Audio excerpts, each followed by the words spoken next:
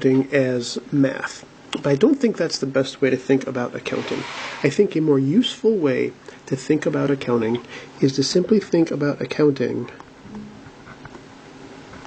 as scorekeeping. Most of us are familiar with watching sports. Imagine watching a baseball game or a basketball game when you didn't have the score available. You didn't know which team had scored how much. You didn't know which team was leading. You didn't know which players had done what. You could simply watch the events of the game, but you had no record of anything statistical or numerical about the sport. You would find watching that sport somewhat less enjoyable. You wouldn't enjoy it. You wouldn't know who was winning. It would be very difficult to watch. Similarly, if you're trying to do anything with a business, if you're trying to invest in a business, manage a business, lend to a business, have any interaction with a business at all, it's very difficult to do so helpfully without any sort of measurement of what's going on.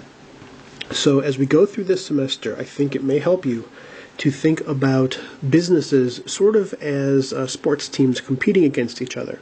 Businesses also compete against each other to sell things to customers and provide profits for shareholders, owners of the business. Similarly to the way sports teams compete, it's very helpful to know what has happened, what measurements need to be taken, what measurements have been taken, what the results of things are. So accounting you can think of as simply scorekeeping. Now, why do we keep score?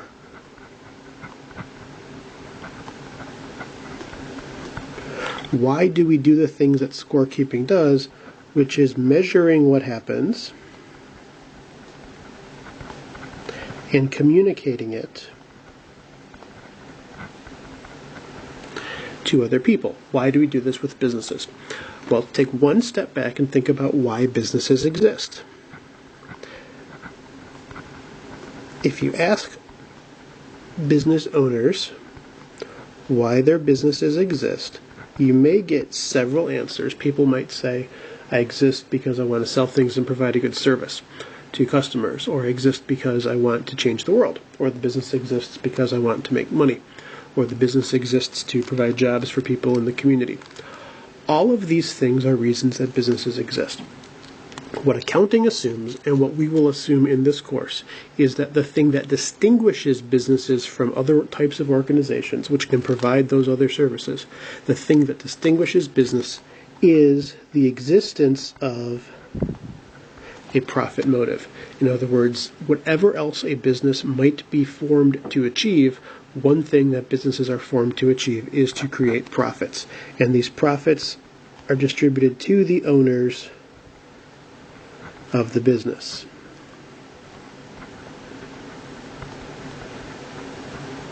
This is a very important assumption because most of what is done in financial accounting is essentially driven by this fact of reporting profits to owners. So again, we're not minimizing other possible reasons for business to exist or reasons why managers do the things we do, but we are assuming that the profit motive exists and is important. So given that owners of businesses would like to make a profit, why do we need to measure and report? Why do we need to do accounting? Well, owners, first of all, need to have some measurement of how well their business is doing.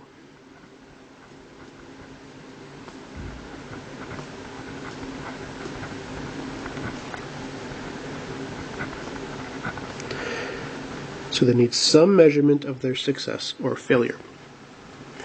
It's very difficult to measure a business if you don't know, very difficult to manage a business if you don't know whether what you're doing is successful or not. Secondly, owners of businesses are often not involved in daily management of the business.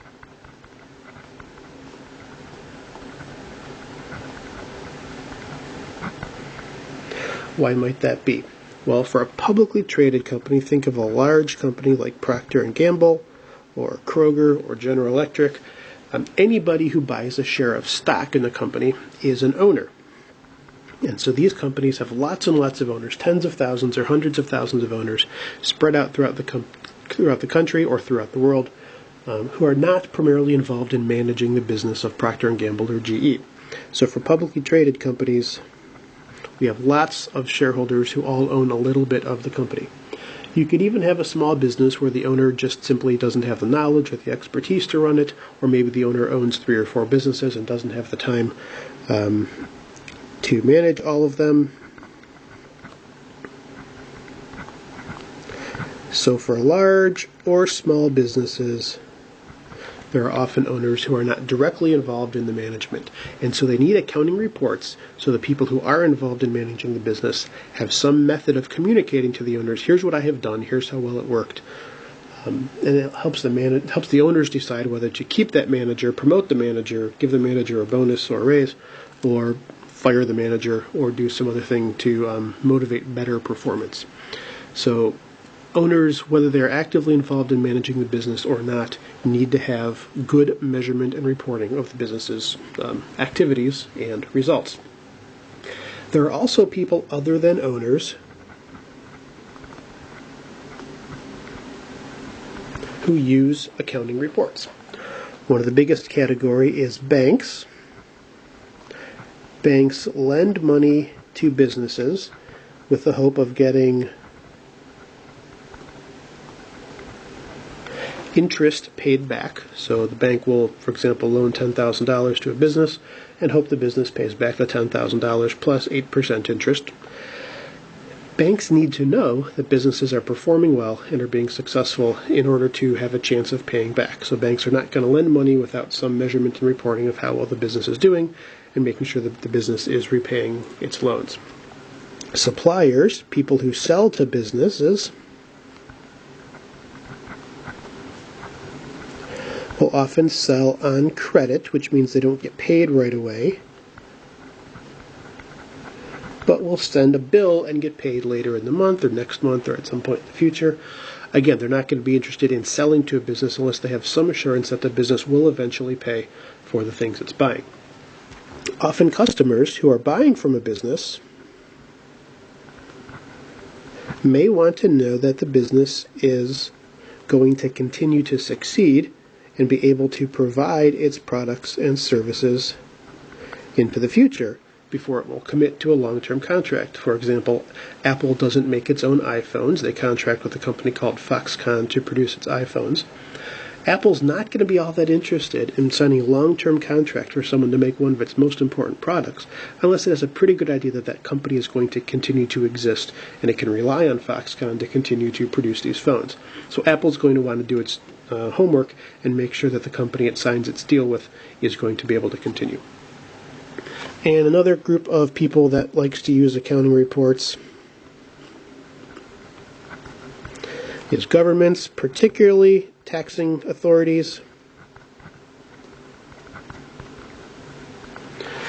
In the United States, the IRS uses companies' accounting reports to collect the tax that companies owe and determine how much that tax is. Also, sometimes regulating agencies want to make sure that businesses are not, certain types of businesses like monopoly businesses like public utilities are not making, in a sense, too much profit with their monopoly power that they have.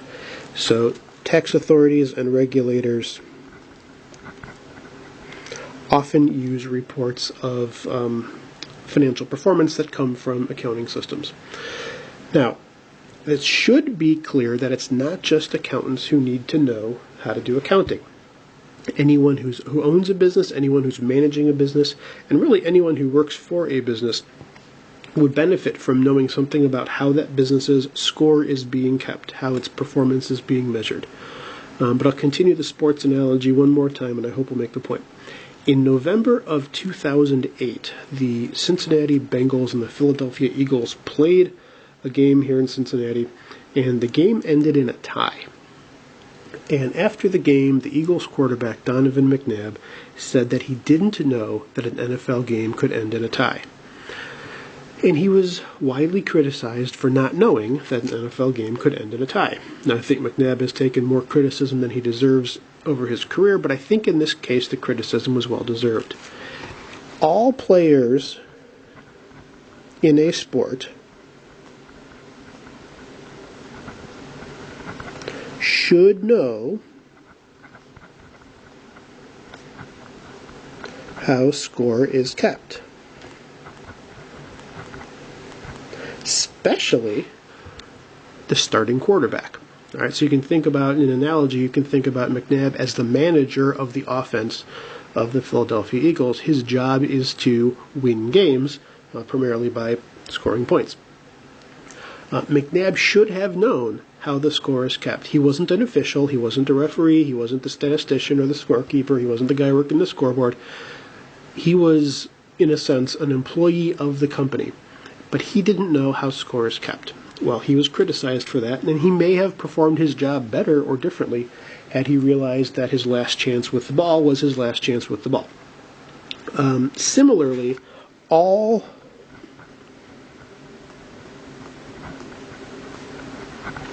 managers of a business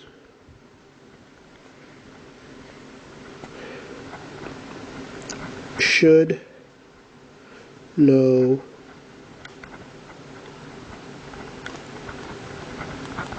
how score is kept.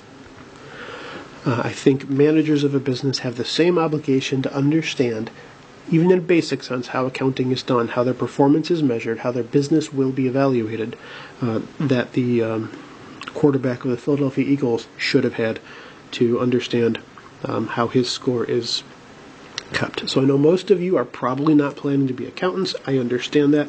I recognize that may make you think you don't need to understand this stuff as well as accountants will. I disagree. I think everybody who's going to become a manager of some business at some point, which means you're going to get promoted, I think you will do your career and the people you work for a great service by having at least a basic understanding of how score is kept. I think another reason this course is so important is it helps you understand the types of transactions, that is, the things businesses do,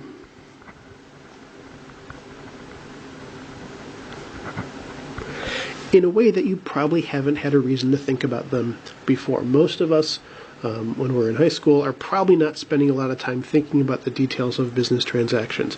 Well, if you're in a business school, or you're at least getting a business minor, it becomes very important to understand the types of transactions that businesses go and undertake and why. So I think this course does a very good job of helping you see the sorts of things that businesses do, think clearly about what they're doing and why they're doing that. And I think it'll give you a good foundation for understanding the rest of the business core and the rest of your major, whatever that major is. Certainly if you're planning to be an accounting major, this is extremely important. I think if you're planning to be a finance major, this is equally important. My advice to finance majors is, just like you wouldn't want a doctor who doesn't understand anatomy, you wouldn't want to be a finance major who doesn't understand how accounting is done. I think it's that critical to understanding the financial statements you're probably going to be spending most of your career looking at. So that's my intro to why accounting is important for everybody and why accounting is not simply math, but it's more scorekeeping or measurement and reporting.